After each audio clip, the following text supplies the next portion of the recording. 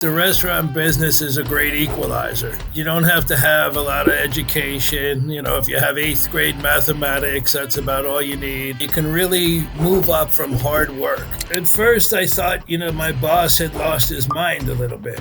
Well, I think everybody thinks that. Why are we going to do a burger joint? What are you thinking? Do you think everybody can just open up a burger joint and just do it? My chef says, Steve, I think you should put a little black pepper on the crust. And I'm like, what are you talking about, chef? I just made 30 pies in a row, and now you're telling me that I should put black pepper on the crust, and I'm about to go on right now. I'm next up. For a busboy traveling the world to Australia and China and Paris, all for somebody else paying, to me, that's winning, Hello, and welcome to On the Homefront. I'm your host, Jeff Dudan. You will be able to smell this episode, so get your taste buds ready. We've got a good one cooking for you. From scrubbing tables at a bagel joint in New York City to winning pizza making contests across the world and then becoming vice president of an international burger chain, Steve Lieber has really been the driving force behind BurgerFi's growth, taking the company to new heights as one of the fastest growing natural burger franchises worldwide. I hope you're not starving while listening to this episode because it's guaranteed to make you drool. If you like what you hear today, leave a like, comment, or subscribe to see all the content we have coming your way. If you have any questions regarding business, franchising, or just about the show, use the links below and we will get right back to you. Thanks for listening. Hey everybody, this is Jeff Dudan on the Homefront. Welcome everybody out there. And I have the pleasure of introducing Steve Lieber, who is the Vice President of Business Development at BurgerFi. Welcome, Steve. Hey, Jeff. Thanks for having me on the show. Yeah, 100%. So we met, maybe a month ago and had dinner together. And I thought that you would be a fascinating guest on the Homefront with us today based on your life journey in food. Would you care to just go back and share a little bit maybe about your early days, early career, or how you grew up? Start wherever you want to. I know where we're going to end up. Yeah. Well, Jeff, one of the things that I'm most proud of, and I think the reason why we started BurgerFi was, that the restaurant business is a great equalizer. And you don't have to have a lot of education. If you have eighth grade mathematics, that's about all you need. You don't need to go to college. You don't need to, you can really move up from hard work. And I still consider myself a busboy. Today, actually, it was yesterday, but today we celebrated BurgerFi's 13th anniversary, the very first restaurant. And when I'm in the restaurant, the best way to go talk to a table is to come up and tidy up the table, and to pick up some dirty napkins. And it's just a way for me to get into the table. And I always felt that even when I was a busboy, I was still running the show, keeping the bathroom clean, keeping the tables turning, keeping enough clean tables. You never wanted a customer to be waiting with food in their hands and no table to sit at, So then, I met the owner of BurgerFi. Now it's a public company, but the founder at the time, and he was a car dealer. I think he has about eight car dealerships in New York City, but he was a self-made guy. He was, he was a tow truck driver and worked his way up and became an auto mechanic, and then was selling Honda motorcycles. And they were selling Honda motorcycles, and they came in one day, and they had a picture of the Honda Civic. And they said, hey, you want to sell this car? And he's like, well, where are you going to put it? And the guy goes, well, we'll shove over the motorcycles and we'll put it right there. And obviously the Honda Civic is, I think, the biggest selling car of one of the biggest selling cars of all time. That's right. And that led him on, a multi-million-dollar journey. And then I said, well, what do you want to do? Why do you want to make a burger restaurant? He said, well, we opened up this gastro pub in Delray Beach called The Office, and we have lobster tacos, and we have a tomahawk steak, and we have this beautiful menu, and everybody orders a $20 hamburger and a beer. So I want to open up a burger and a beer company, take it nationwide, But I really want to do it because I want to create the American dream and prove that the American dream is still alive and well. And I'm happy to report that since that time, I think we have 65 or 70 people that started as hourly employees, and now they're the director of training, the director of a regional part of the country, running 20, 30 stores. So we have all these great success stories of people that started with us and made a career out of a hamburger job. How many BurgerFi locations are there today? There's 108 today, but we're getting very close to 109, I think, is happening in New York City. We just opened up Altamont Springs, Florida, I think at the beginning of the week. So they're coming hard and fast again now that we're finally coming out of the haze of COVID and people are coming back to restaurants. The restaurant business model has changed completely. So when we started this thing, BurgerFi was 85% dine-in and 15% takeout. 0% was ordered online. 0% was delivery. 0% was drive-through. Now we're 85% dine-in, 35% from delivery service providers, and still the same 15% takeout. So everything has changed. Do you have international locations? We have restaurants in Saudi Arabia right now. Yeah. Okay. And we're in some discussions with a couple of other countries. Canada looks very promising for us, and then we're also interested in some stuff in the Middle East. But this year, you and I found out at the Titus Center when we were talking with Bill Edwards that it's one of the biggest years of political uncertainty in the last 40 years. He said to us that there were 64 different countries holding national elections, controlling 51% of the world's GDP. So it's going to be an interesting year with the elections. Hopefully, everything will come out and be pro-business, and everybody can just put their head down and work hard for their family and keep putting food on the table. Yeah, 100%. Steve, what was your first job in food service?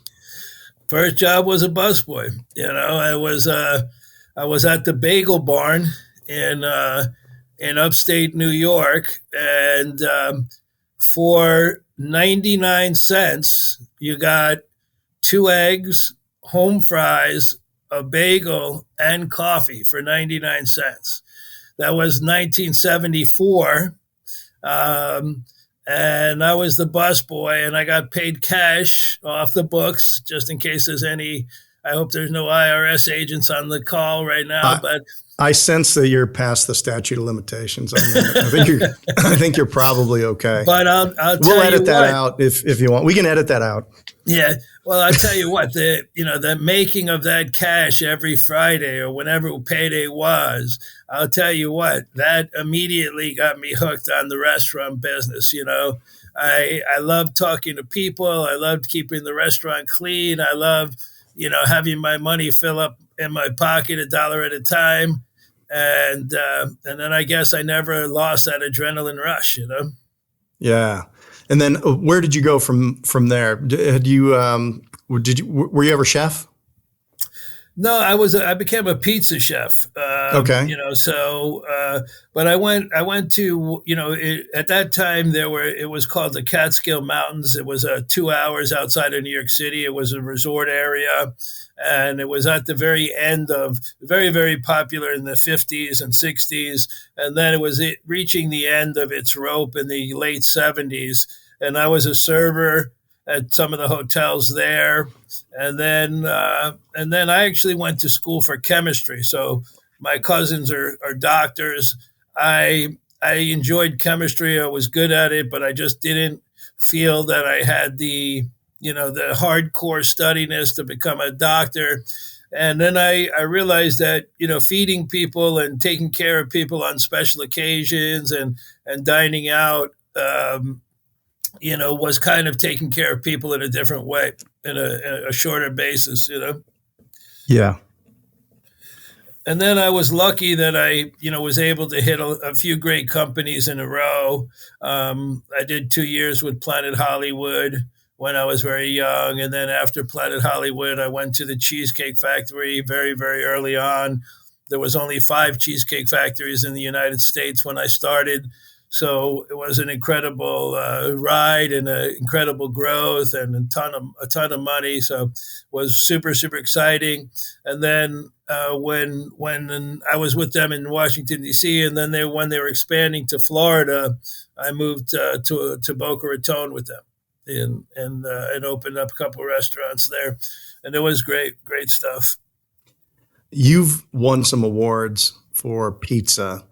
When did you first start making pizza? I started making pizza and playing around with it in the early 2000s, but I started working at a coal oven pizza place, and coal oven is known as the first pizzerias in America were coal oven. Lombardi's in New York City, and now there's Patsy's and Grimaldi's and John of Bleecker Street. And Dude, I was at John's on Bleecker Street. I ate lunch there on Friday. I spent 4 days. I just got back last night. We spent 4 days in New York. Who was the other place we did on Christopher Street? It's a brand new place. I should have the name of it, but John's was great. And it is one of only 14, I believe, coal-fired pizza places in New York out of over 2,000 pizza places, correct? That's correct, and many of them all have lineage to the original Lombardis. Either their grandfather or somebody worked at the original, and so those are the pizza dynasties. Exactly, the Linda Tree. Linda Tree. It was Linda Tree on Christopher Street. They've only been there 2 or 3 months, and we waited 30. They do slices. They have 8 pies. And if anybody's going, the cremini mushroom with truffle was my favorite. But so they had eight different slices, and from, I don't know, 11 a.m. all the way to maybe 10 p.m. on Sunday, line out the door, like just slices as fast as they could do them. I figured that I was at $10,000 an hour they were making. It was crazy. It was crazy. Well, New York is like that. But remember, New York is truly, if you can make it there, you can make it anywhere. That's where the expression comes from. I mean, if you don't got good coffee, you're shut down. If you don't have good bread in New York, you're shut down. If you claim you make good pizza and you don't, you'll last maybe 5 months. Yeah. They don't cut you the slack. There's too much competition. But like you said, it raises the bar for everybody. And one of the things that you just made me think of is, Will Jardera from 11 Madison Park. He just has the book Unreasonable Hospitality. That book, I was listening to the audiobook about how he really wanted to become a Shake Shack general manager, and Danny Meyer put him in 11 Madison because he thought it was a better fit, and then he talks about how he went from being nothing to the number one restaurant in the entire world, beating Per Se and the French Laundry and some of these other La Bernardin and other great restaurants. That story about unreasonable hospitality, I think if you apply that in any company, the way people treat each other, the employees treat each other, the way they treat the guests, the surprise and delight and shock and awe kind of techniques being used on a regular basis, where it's not shock and awe anymore, it's just part of the routine, really will just put your business in a class by itself. And so I recommend that book for everybody right now. Yeah. So you took your inspiration on pizza from the city? Yeah. So what happened was, obviously I love pizza, and then I took over this pizza restaurant in Boca Raton, and And then I was flipping through Pizza Today magazine, and the owner said, "Hey, what are you doing?" And I said, "I'm going to go to Las Vegas." And he's like, "Well, what are you going to go to Vegas for?" And I said, "Well, they got a big pizza show, and I want to meet this guy Tony G." I couldn't even say Jim and Yanni at the time. I couldn't figure out how to pronounce it. So I said, "I'm going to meet this guy Tony G." And he's like, "Yeah, so what?" And I was like, "Well, he's a pizza acrobat and world champion, many times over. And I think I want him to come to Florida and do some type of children's charity event." And what happened was, Andy Roddick, the tennis player, his mother is in Boca Raton, and she runs Andy's Children's Foundation. Scott Sapp from the rock band Creed also had a children's charity, and then the Sun Sentinel, is the local newspaper, has a children's charity. So we put them all together, and we had a 3-day weekend where we brought Tony in, and he taught 250 kids how to spin dough, and we had magicians, and then he made some of the best pizzas that he made, that he won on Food Network, won a gold medal on Food Network, won the world championships in Italy. And we auctioned off some of those pizzas. And one of them we auctioned off with one of Scott Sapp's guitar from the rock band Creed. So we raised like $18,000 or $20,000, and gave it to the three charities. And then at the end of the weekend, Tony says, "Oh yeah, by the way, I'm giving a pizza class next week in Matica, California. If you want to come, you can get certified as a pizza maker by the Italian government, and you become a classic Italian pizzaiolo." And I said, obviously, if Tony, the best guy in the world, is asking me to come, I'm going to spend the money and spend the week. And then I did, and a year later, I wound up competing in the best pizza in the United States, in Orlando, at the American Pizza Championship, and I won on my first attempt. So it was an incredible. I think I just had an incredible teacher. So.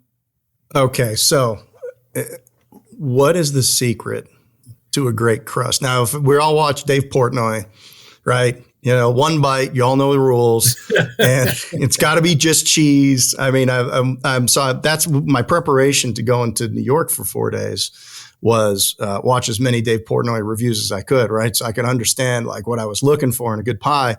And, but they say it's the water in New York, and that's why the bagels are so good and all of that. Like, you're in South Florida, that I guarantee you it wasn't water out of the tap that you were putting in your dough. People thought that it was the water, and water does have something to do with, if the water has too much minerality in it, or hard water, that will be a problem. What really was the problem in Florida was the temperature of the flour, and then the temperature of the finished product. So what happens is, if you have a bag of flour and it's sitting in the kitchen day after day after day after day, and your kitchen is hot in the 90-degree range, which is not unusual for Florida, and now you take that 90-degree flour, that whole bag, and you dump it into the mixer. And the Hobart mixer has, a certain friction coefficient, it's called. What it'll happen is that temperature of that dough will surpass 110 degrees or so. And at that point, the yeast dies. And when the yeast dies, it's not going to wake up again. So then you get a very flat pizza that snaps and kind of very flatbready in kind of texture. So it doesn't get that light airiness because the yeast didn't wake up and start eating the flour and changing it to carbon dioxide and simple sugar, giving it that light. And then the best pizza makers, like in Italy, those guys want to show you the slice, and they want you to see like a big bubble in there, like a cornice, to have the maximum effect, so that the yeast has now done the digestion, and the pizza is much more lighter and easier to digest. And that's the key when you're at the super, super high levels of competition that separate. And again, you can have a good day or a bad day. You can make a great batch of dough or not a great batch. And when I was in Orlando, I brought my chef with me, and I made 30 pizzas for practice. 30. So you can imagine that was about 3 hours straight of just making another pie, going back, making another pie, going back. And every time I'm trying to put the sauce exactly, I was using a squeeze bottle. So I was putting out like toothpaste almost, perfectly Yeah. round. And then I was placing the truffles exactly where I wanted them and placing the green onion. And then it's my turn to compete. And my chef says, Steve, I think you should put a little black pepper on the crust. And I'm like, what are you talking about, chef? I just made 30 pies in a row. And now you're telling me that I should put black pepper on the crust. And I'm about to go on right now. Like I'm next up. Yeah. So I'm sitting there and I'm making the pizza. And you make 4 pizzas when you're in the competition. And then you put all 4 in the oven and you get to pick which one is the best one to give to the judges. And I'm deciding, what am I going to do? What am I going to do? And then finally my hand just goes by itself and reaches for the black pepper and goes around each of the pies. And then sure enough, as when we looked at the finals, at the winning, when I won, it was 211 to 207. There were 4 judges, and on one of the judges' score sheet, it said black pepper on crust, a nice touch. Nice. So we don't know if that swayed it, but it certainly made it different. And then, like what you were talking about earlier about the upskirt, looking at the bottom of the pizza and making sure that it's snappy and crunchy and has a, kind of like a black polka dotted kind of look to it. That's, your ideal kind of crust. Yeah, I said the word undercarriage, because Yeah. Dave Portnoy's like, good undercarriage. And I said it like 3 times. And then my daughter threatened me was not to say it again in front of her friend. So, but, Well, you say undercarriage, I say upskirt. So that's upskirt. Even worse. But, I know what you're saying. The crust had these little air pockets, these bubbles in it. When it came out, it was like inflated around the edge of the pie. And then when you bit into that, it had just the right mixture of kind of burnt texture, crispiness, and air. And then, of course, the cheese and the sauce was great. And so I'm from Chicago. So I'm a Lou Malnati's, Giordano's, Gino's East. That's what I grew up with. Each slice of pizza is 2.5 pounds. You can eat 1, maybe 2. You got to go. There's defibrillators everywhere in those places. So it's just heavy pizza. So I never really got exposed to the New York. Now, Neapolitan style, is that the classic New York style or is that something else? No, Neapolitan is actually Naples from Italy. So that's Okay. with your 00 flour, your San Marzano tomatoes, your live yeast, sea salt, water, olive oil, very, very strict ingredients on the Neapolitan. They have the 2 different police forces, the VPN and the AVPN, where you have to get certified and your ingredients have to get certified and all that. So then there's, New York street slice. Now the beauty, I think, of the coal oven, that super high temperature, which is what we use at Anthony's Coal Fire Pizza, which is also part of BurgerFi. We have 60 coal ovens, and the beauty of that coal oven is that pizza cooks so rapidly at 800 or 900 degrees is that the cheese is melting perfectly and has that creamy texture. You go to New York and you have a street slice that's been baked at 500 or 550 in the baker's pride, and all of a sudden you got orange oil running down your sleeve. Right. Well, and you're using those paper napkins, those white napkins to blot it, right? Well, the pizza man didn't put any oil on the pizza. It's cheese disintegration because the pizza, the cheese was sitting in there so long. Got it. So what are you thinking? Like 4 minutes? Is 4 minutes at 900? I think at 900, it can be done in 90 seconds or a minute 20. Yeah. Really? Yeah. Yeah. I think those are the typical for those, the very high wood fire and the coal fire, both are doing that thing. And again, you're putting it very close to the fire. Another beautiful thing about when you're working with the live fire like that, so the fire is coming up over the top of the oven, from the coal in one direction or the other, right? The beauty of it is when you have let's say you do put a mushroom pie in there, or somebody wants spinach or something that has a lot of water content. When you lift that pie up on the paddle and you're lifting it up off the deck, the flames are going over the top beautifully like this, and they're steaming off any excess water. And that's called doming. And that doming effect really, cooks the toppings and heats them up just properly and evaporates any residual water that's on the top of the pie there. So is that like they lift and pause, like the experienced guys? They lift and almost turn pause a little. Without sliding the thing off the. We're both turning our heads like we're looking in an oven. And you're turning it towards the fire to get the texture. And when you see it done, it's really, you know exactly what's going on, and the flavor effect is incredible. And then a great pie, like the Italians are making, when that comes out, you should put a splash of some nice olive oil on it, a couple of leaves of, fresh basil. If you like, a little grate of Reggiano Parmigiano or Pecorino Romano, which I did on the black truffle pizza that I won best pizza with. Awesome. And then it wasn't enough that you won in the United States as the #1 pizza maker. Somebody called you and said, we're having a global competition. What was that all about? Yeah, so I thought it was my friends playing a joke with me. I came home late one night. I always like closing. And I particularly like closing on the busy nights.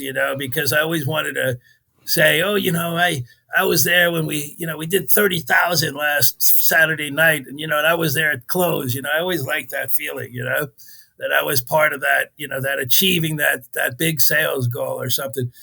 So they call me up and they say, hey, this is obviously they were speaking with a big Aussie accent, and this is the Global Pizza Challenge. We'd like you to come to Melbourne, Australia. And I was like, come on, and I hang up the phone, and sure enough, about 10 hours later, they call back again, and they say, no, wait, this is really the Global Pizza Challenge. We heard that you're the American Pizza Championship. You won the American Pizza Championship. Do you think you can come to Melbourne, Australia? And I said, well, how long does it take to get there? A couple of days. Well, as long as there's flights, I'll come on out. And I went there, and I remember getting there, and it was a long flight, about 26, 27 hours altogether. And I hadn't shaven, and I was wearing a hoodie, and I looked scruffy. And I walk up to a tent, and they have the whole park decorated for pizza. There's ovens on the stage and everything. And there's 3 chefs all dressed in immaculate uniforms with all kind of ribbons and awards on their chest. And I walk up, and they look at me, and I see their eyes open up, like looking at me, and they're like, can we help you? And I'm the American Pizza Champion. And I could see like their eyes roll, like, oh my goodness, like, are you kidding me? Spent $5,000 for this guy to come all the way to Australia, and now look at him, he's a bum, So so we had a little friction on the exchange, and they're like, well, why don't you go to your hotel and freshen up and do whatever? So I went to my hotel, and I had my uniforms all pressed. So now I had my chef jacket with all my companies all over. So mine kind of looks more like a NASCAR jacket than awards that like these chefs have. But it was kind of fun. And I had my fingernails done because they take a lot of pictures of my nails when I'm making pizza. And I walked up, and the guys didn't recognize me. And I go, hey, guys, I'm the American pizza champion. You were just talking to me like 3 hours ago. And they go, oh, the vagabond. So that was my nickname. I was the vagabond for the competition. And then we had a great time. They had about 12 Australian competitors to win the Australian National Championship. And then they went against us. They had Italian, Austria, Japan, Slovenia. I was from the US. They had Italy, France. So it was a great competition. And then Simon Best, the Australian champion, he had run out of dough. And so I said, okay, why don't you use some of my dough? And Simon ended up beating me with my own dough. So in Australia, I get an asterisk. I get second place, but kind of with an assist of first place there. Yeah. Well, you know what? The universe rewards those types of acts of generosity with good karma. So I'm sure it came back to you in some way. Yeah, I think, like I told you, for a busboy traveling the world to Australia and China and Paris, all for somebody else paying, to me, that's winning, Your pizza reputation and your work took you to China. It's taken you. I've seen where you were making pizzas in all different countries with their local ingredients to try to come up with the conversation we had. What would be the pizza in this region, and what would it have to look like? What were some of those places where you tried to incorporate local ingredients into a pizza? I think you and I were just talking about my most recent trip to Costa Rica, where that's right. I have the honor to be the adopted father of 4 girls and 1 boy. I have 5 children down there, and we went to Jaco Beach, which is known for the World Surfing Championships every August. Is held in Jaco Beach. And my friend had a pizza place, and I decided it was time to make Costa Rican pizza. And I had for many years. I'm from New York. We don't understand Hawaiian pizza in New York. We don't. Dole pineapple from a can doesn't really make sense on pizza with whatever you want to put it with, ham or bacon or Canadian bacon or whatever junk you had to throw with it, So it always tasted metallic to me, and I never got it. And then I went to Costa Rica about 5 or 6 years ago, and I had a pizza with local ham and local Costa Rican fresh pineapple that's golden in color, like vibrant yellow gold. And of course, it was a totally different taste and experience. So we knew that the Costa Rican people love what's called chicharron. Chicharron are chunks of pork. So we said, can we smoke some pork belly, cut it into little tiny pieces, cubes, put it in the fryer so that it becomes like little bites of chicharron, put the thin slices of pineapple, bake that in the oven, and then when it comes out of the oven, can we finish it with some toasted coconut, which is very popular, cocoa they call it. So piña, cocoa, and chicharron is the new. So while we were doing that, we wanted to get the blessing of Tony Gimignani, since Tony had written the Pizza Bible, and the Pizza Bible has 23 different styles of pizza in it. So we called Tony to kind of tell him that we were making, to get ready for chapter 24, in the book, the next chapter. So we text him and say, hey, Tony, we're making Costa Rican pizza, man. We want you to give your opinion. We're putting chicharron and we're putting pineapple and we're putting coconut. And he texts back immediately, wow, that sounds great. And then we continue making our pizza. And about 10 minutes later, we get another text. And it goes, don't they like corn over there? So here's Tony now thinking of a new, what he wants to put on it to. Yeah. And I remember the first time after I had won Best Pizza in America. Now he has 3 Guinness Book of World Records and 13 world titles. So there's no competition between me and him at all, right? But I did say, hey, Tony, you know what? I just opened a new burger joint, man. I'm going to be the first guy in America to win best pizza and best burger. And he's like, dude, I already got a burger place in Las Vegas I'm working on. He was so competitive that no matter what, So he, and now he's serving his pizza at every single sports arena in San Francisco. So the Golden State Warriors, the San Francisco 49ers, the baseball Giants, the Vegas Knights in hockey, and the Vegas football team. So he's doing all of them, and he's just killing it. And what's his brand with his pizza? Does he have a chain? He has several brands. In Las Vegas, they're called Pizza Rock. In San Francisco, his main restaurant is called Tony's Pizza Napolitana. Everybody in the world tried to talk him out of it. He said, no, I wrote the Pizza Bible. I'm going to make a pizza. I have 3 restaurants on the same street. I have, I think, 6 or 8 different ovens. He has a wood oven, a gas oven, an electric oven, coal oven. He has them all there. And he said, I'm going to make every single style of pizza. And everybody in the whole world, kept saying, why don't you just do 4 styles? Why don't you do this?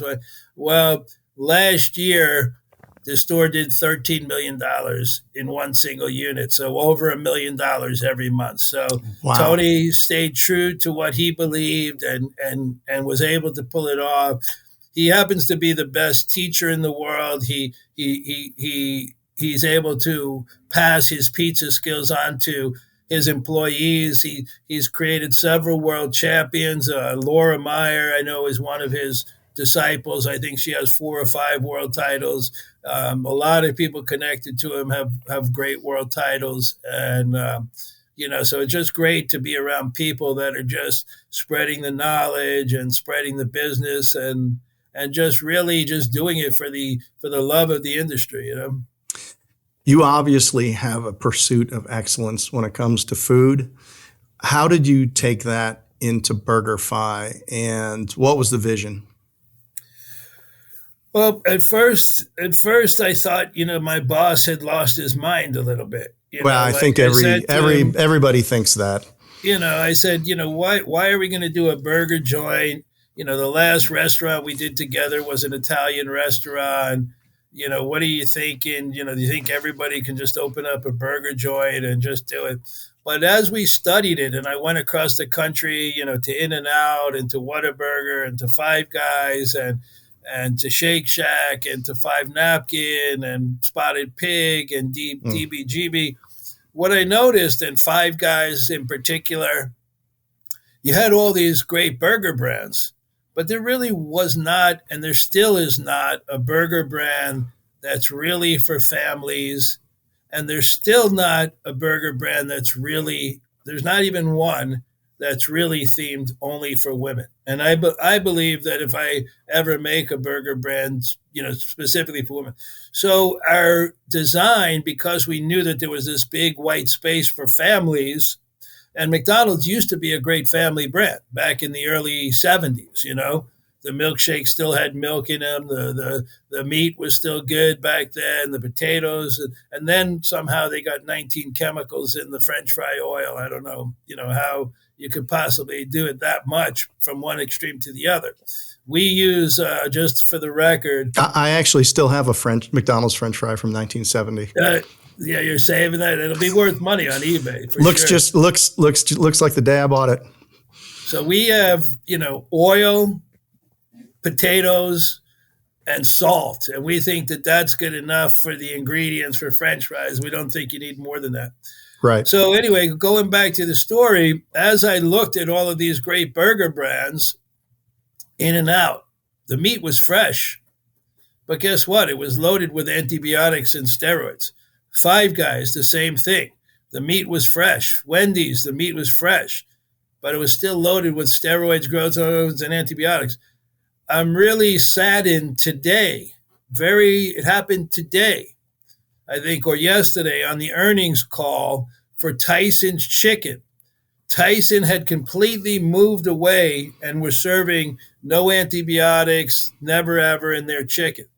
They said that marketing campaign failed and that it hurt their profitability, and now they're going back to antibiotic induced and growth hormone induced chicken. So I'm probably not going to eat much more chicken, knowing that.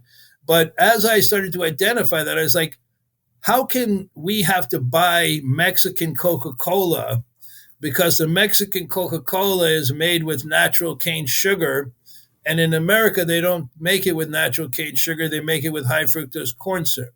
Yeah. But in Mexico, they realize that high fructose corn syrup leads to childhood obesity, so they don't allow it, but we allow it in America.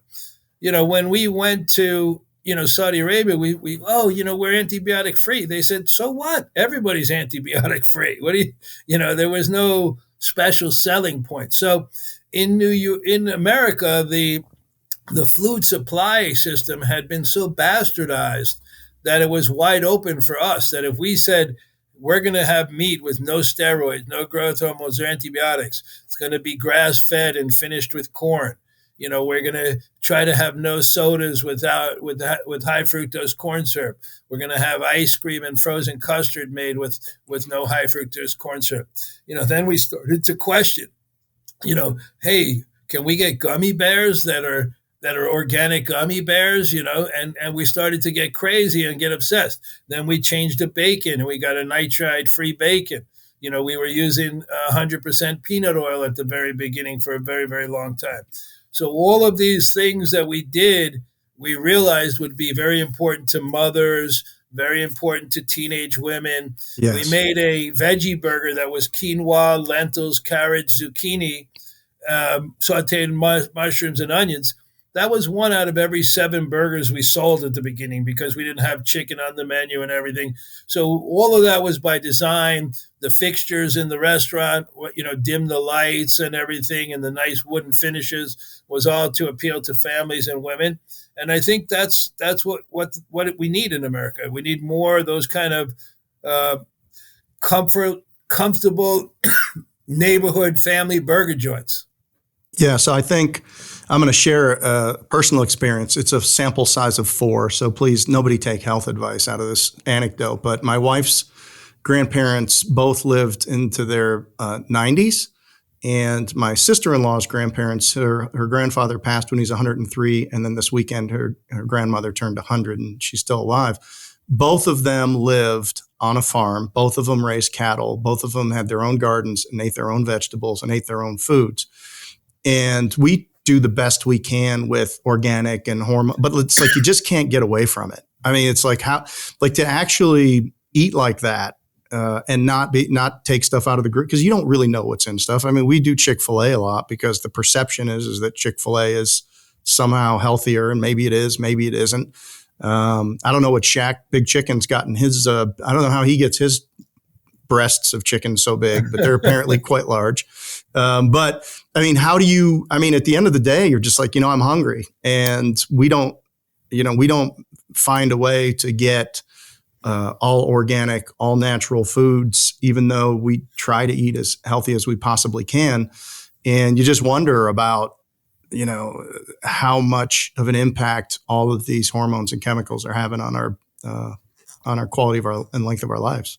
Well, there's no question about it. All these cancers and prostate cancer and all these other cancers that are happening, there's no question that those are the result of all these chemicals in food and the red dye. I think I'm extremely concerned about it. I think that growing your own garden is a great idea for everybody. Obviously, it's not sustainable in a lot of environments, but in Costa Rica, I'm fortunate to live next to one of what you call those blue zones, where people eat rice and beans for breakfast every morning with 1 egg, and they have a cup of coffee, and they're walking around and they're tending to their garden, and they're not sitting at a desk for 8 or 10 or 12 hours by the time you add in the car and the commute and everything like that. So they have a lifestyle. And then, they call it Tico time. So if you have, if this podcast was supposed to start at 4 and I showed up somewhere between 4 and 4:18 or 4:20, that would be expected. That's Tico time. And you wouldn't even have said like, Steve, you're late. You would have just went along like, well, but that's 4. He's here by 4:20. And nobody makes a big deal. Here, they would stress out, like that was disrespectful. Why did you leave Jeff hanging for 18 minutes? There they don't stress out about that. Yeah. So there's some interesting things that you learn in life. Um, I think that you and I connected right away because of a lot of similarities about, believing in hard work. And, I think our core values align. And, I think we need to have more conversations about core values, about helping others. I mean, I know you were there. I don't think the Titus Center was paying you, a large fee to be the keynote address speaker, but you were doing it out of your love and for the students. And when I was thinking about the event this morning, and I was thinking at how that this guy Dr. Hayes is a genius because here he is. He makes his own miniature conference for 2 days so that the students actually get the feel of like going to a Las Vegas show with the breakout sessions and the keynotes and meeting high level people with multiple brands and really successful operators and franchisors and legends that write books like yourself and I remember when I met Dina Dwyer a couple of years ago as well. And that's what it's about. It's about sharing these core values. And if you just work hard and if you just put a little money on the side and you just buy good company stocks and just leave it there and just forget about it and then come back 10 years later, all of a sudden, you're in a good place. I think if we talk more about core values, the days of, crushing the enemy and squeezing the most out of our employees, and those days are gone. Thank goodness, in a way, Yeah. And that's what I think why you and I connected so well. And I think that's what, I think why we want to have these podcasts. And that's what I think we need to talk about is bringing back core values. I mean, bringing back the American dream, like the founder of BurgerFi said. He said, I wanted that if you work hard in 2 years from now, I want that person to be a general manager running a store, making, 10 times what they made as an hourly employee, and that really was the intention that we went in. Yeah, we wanted to make some money on top of it. And the founders made a little bit of money, but we really wanted to change lives. And I know that's what you like to do in the franchise business as well. But that to me is the beauty of this business. That's, I think, why you and I met, and then I think that's why I'm on this podcast. I've always liked being a gardener and planting things and watering things and growing things. There's a satisfaction from that. And you talk about Dr. John Hayes, who runs the Titus Center at Palm Beach Atlantic University. And he had an incredible, he wrote, basically authored David Sandler's bicycle book, which people still use today as a basis for Sandler sales training. He was the head of many different franchise systems. And now here's a guy who's probably 70, I think he said, or, pushing it or right at it or a little over it. And has to raise the funds for the Titus Center. And he puts this on, he's got all of these students and they're so proud to say, I've been in, Dr. Hayes' class and I took his classes. They get a concentration of franchising out of there. And then he helps place these kids. And it's not a huge cohort of kids. It's less than 100 students that are, I think, in the franchising concentration program with him. But he's just decided that that's the way that he's going to make his difference in the world by creating this incredible environment for teaching young people the business model that's meant so much to all of us. And then when you shared with me that you've adopted the 5 children and how you invest in them and how you spend time in Costa Rica and you make a difference there, plus the charity work that you did for children early in your life, I really resonate with that because there's just, those are the people that are going to run the country. Those are the people that are going to run the world. And the more that we can invest early in these young generations and give them these examples of hard work, examples of success, pouring anything that we've learned in, and that's why I love doing the speaking. It's because it's an opportunity just to basically condense these lessons that I've learned and picked up all these scars, and somebody else just can write all these things down and walk out the door with them and use them in their life. And that's it. Like that's the end of it. That's where it ends. If there's anything that happens after that, I had a bunch of people reach out to me after the conference and, looking for different opportunities or different business relationships. And sure, that stuff always comes from it. But the opportunity to really just take a moment and slow down and give somebody something that costs you nothing, but can mean everything to a decision that they're making in their life and make an impact in their path and their trajectory. Like that should be something that we are all obligated to do. Yeah, it's really great to be part of that magic that's at the Titus Center. I think you met my partner Mitchell Nolan, who was a graduate from the Titus Center.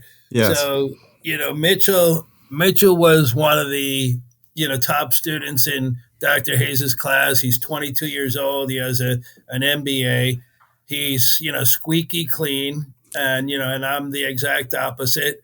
So he has the bow tie in his profile picture and everything, and he was so pro franchising, and franchising is the way. And then I said, hey, come over here, Mitchell. I want to talk to you. There's a few scams that are going on out there in franchising. There's a lot of unreputable franchise sales organizations. There's these brokers that, they always talk about how many deals they signed, but they never talk about how many successful franchisees they have on the other end of the tunnel. How come none of them ever sell that way? I kept saying to Mitchell, and I just kept jabbing the kid and jabbing him and say, we gotta do something. We gotta disrupt the franchise industry. So Mitchell and I said we want to start a franchise group called Vetted. That's the name of the company. And Vetted, of course, was taken. So we took VETT and the number 3 and the letter D. So that's our logo. And we said, what if the only franchises that we represent have great food and guest experience, simplicity of systems, strong labor and inventory control, powerful operational marketing support, and positive unit economics? And what if we only wanted to work with brands that had those 5 pillars, or we would help them get those 5 pillars, and that our ultimate goal is for 70% of all franchisees to be profitable? So that's what we've done, and that's what we started. We just founded it, at the end of last year.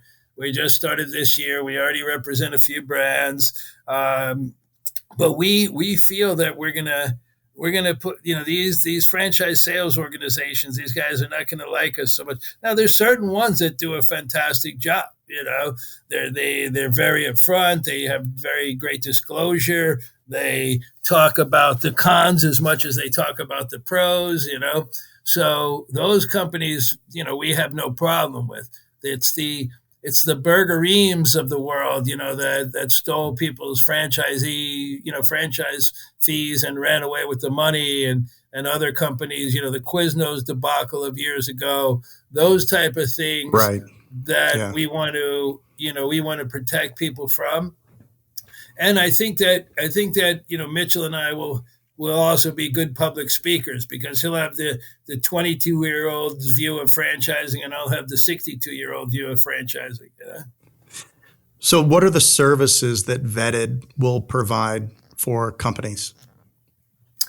For early franchisors, we provide legal. We work with the legal team to get FDD and FDD compliance. We're very strong in operations. We do some great franchisee recruitment under using social media and LinkedIn Mm-hmm. and other stuff like that. So those are our basic services, and then we try to enter into deals where we will help the brand grow in exchange for some equity in the brand, so that that we're not going to leave them, we're going to be with them. And again, we think that that's the smart way to sell franchises. And that's what got me and Mitchell fired up, is that we kept hearing Matt Haller walk around talking about responsible franchising. Right. Now, I've been a member of IFA for, I think, 12 years. Yeah. But you tell me if I'm incorrect.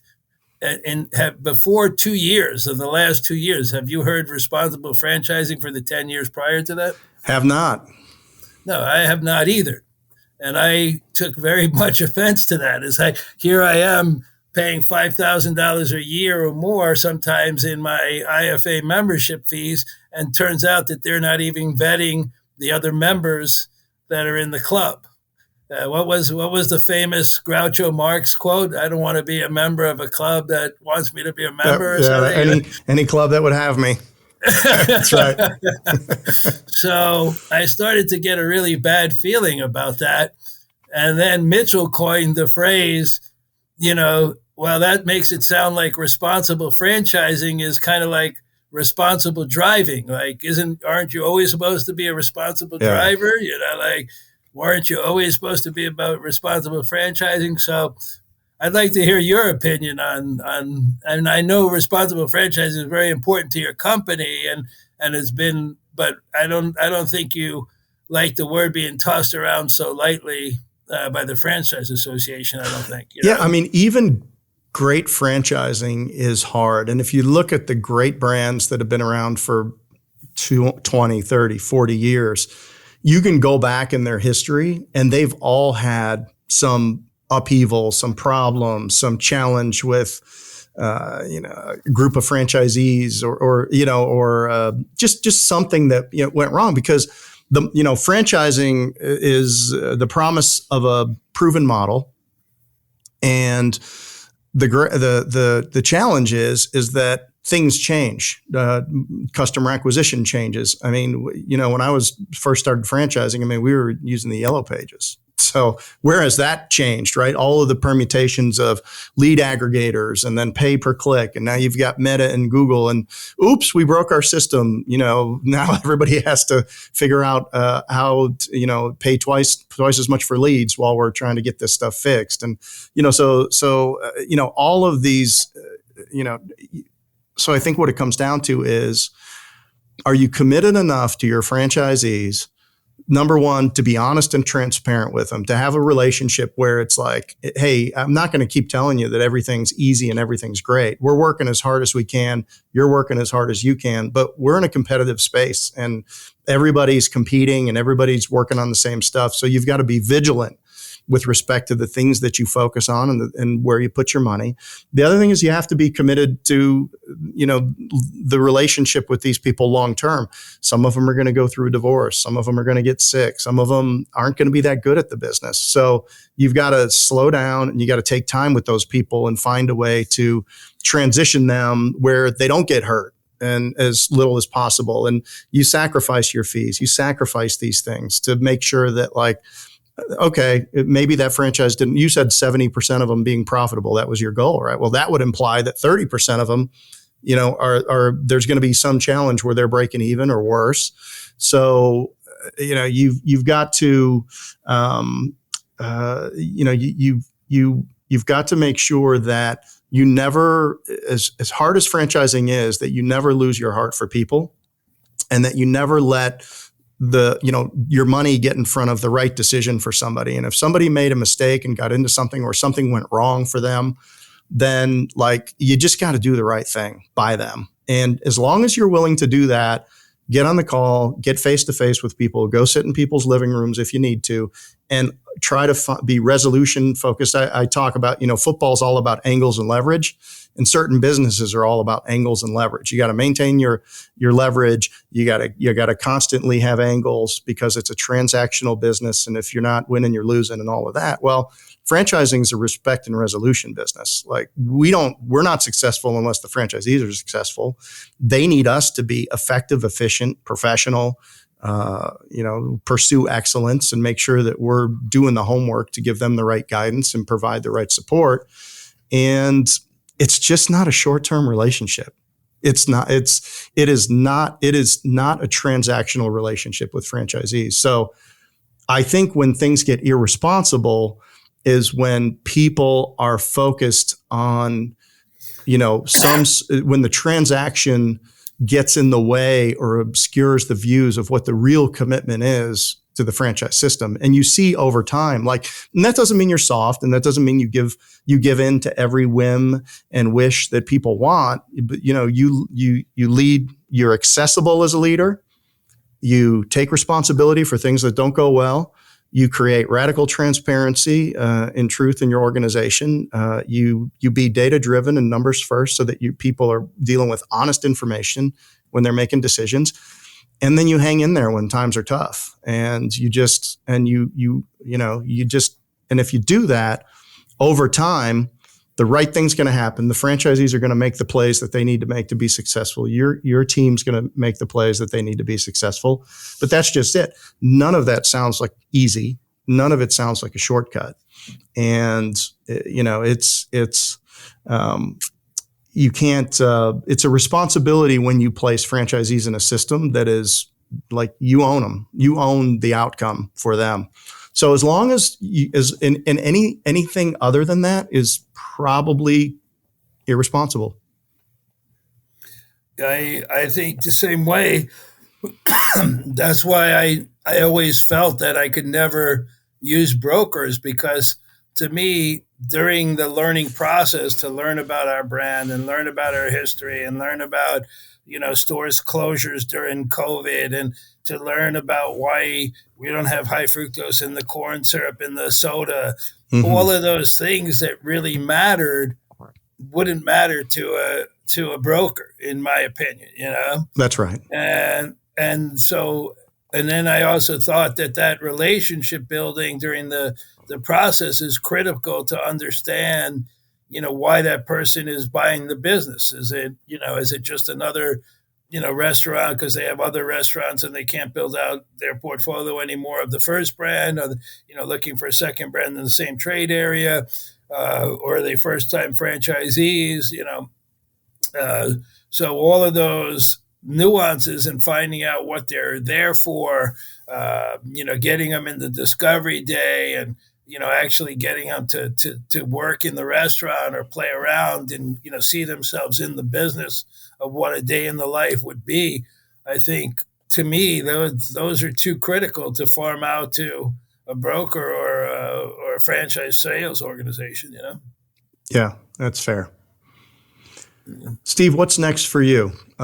You've got Vetted that's starting, and do you have any other personal restaurant ideas that you think about and maybe one day you're going to launch?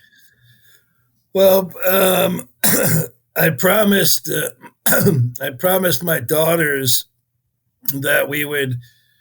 We live in a very, very, very teeny tiny town called Opala, Costa Rica, and it's very quiet, agricultural town and very poor. So my goal is to open up a little tiny coffee shop in the town, and I joke around that I'm going to call it Buckstar instead of Starbucks, in reverse. And just to have a little bit of Costa Rican coffee every day because they drink coffee throughout the day and something that people can afford. But that there'll be free Wi-Fi. There'll be arts and crafts because my kids are all artists and their mother's an artist and she actually is a pretty good painter. So we can have like a little art studio so the kids can come there. And I just want to make a safe space where kids can come and eat and get a little, egg sandwich or something. I'll start off with probably just donuts and coffee, and then expand the menu as we go. That's going to be my final love project. And then I think what we'd like vetted to actually become is we selling is okay and it's nice and we want to help brands grow and whatever, but I think what we would work best at is that we would partner with some people that have private equity money or some private investors, and that we would actually run an incubator for small brands and help them get started. Yeah. And I think that would be great. And if we could do a couple of those, we love. Like I told you, we love the idea of a burger brand that's exclusively for women.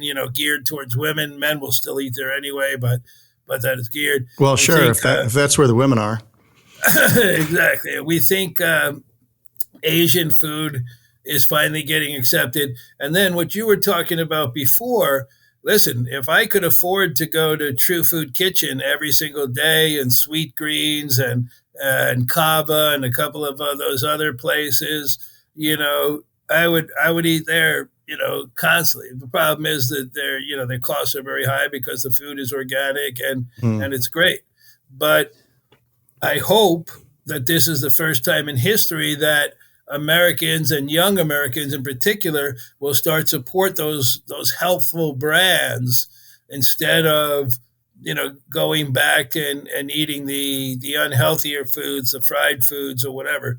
And don't get me wrong, I love fried chicken and fried everything, but I think first we have to cut it down to once a month, Yeah, stuff like that.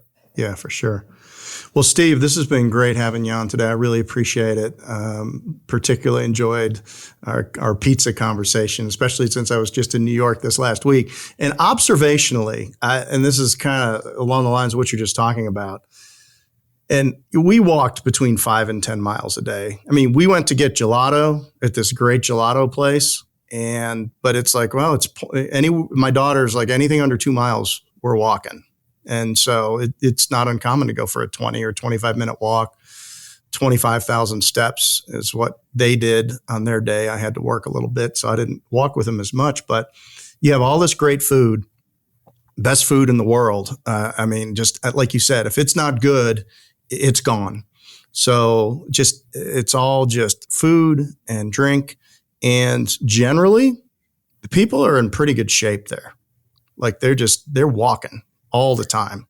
And I realized, the observation I made to my wife on the way home was I didn't realize how much I didn't walk at home. I mean, I'm seated a lot. I walk to my car, I drive, and then of course I go and I pay to work out.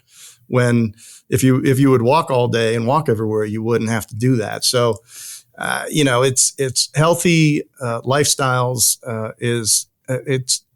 we just don't have it. It's not built in here. Healthy eating, healthy activity. It's just not built into the way that we function. And I agree with you. I like going to Clean Eats. I don't know if you've seen that chain. It's a franchise model. They've got great stuff there. But yeah, I mean, it's more expensive. I walk out of there with a good meal. I'm not fully satiated, but I know that I ate really clean and really healthy, and it was good, and it was a little expensive, but I go there anytime that I have the time to do it. So, but I expected that these home ready meal things, the Blue Apron and all those chef things, I thought that those would catch on, a little bit more than they did, but of course they don't.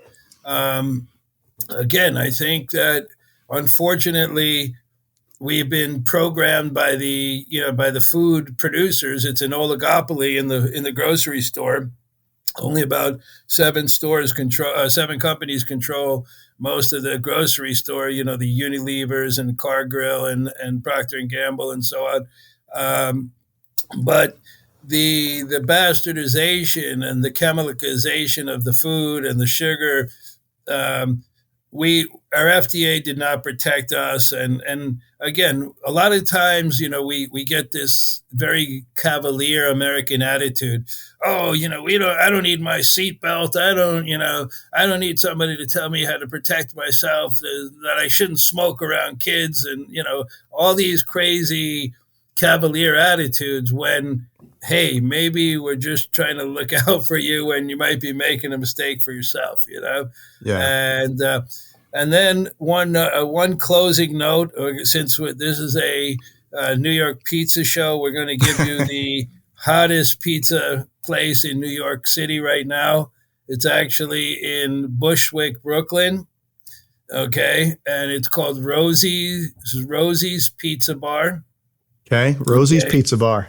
Rosie's Pizza Bar, founded by a guy named Giulio Adriani, who has won several world championships, and then his best friend Aurelio. And the pizza that they're making there is Italian style, light, great tomatoes and toppings. Very eclectic restaurant, but definitely one of the top in New York. On the list, we'll hit it next time. Steve, if you had one sentence to make an impact in someone's life, what would that be? One sentence?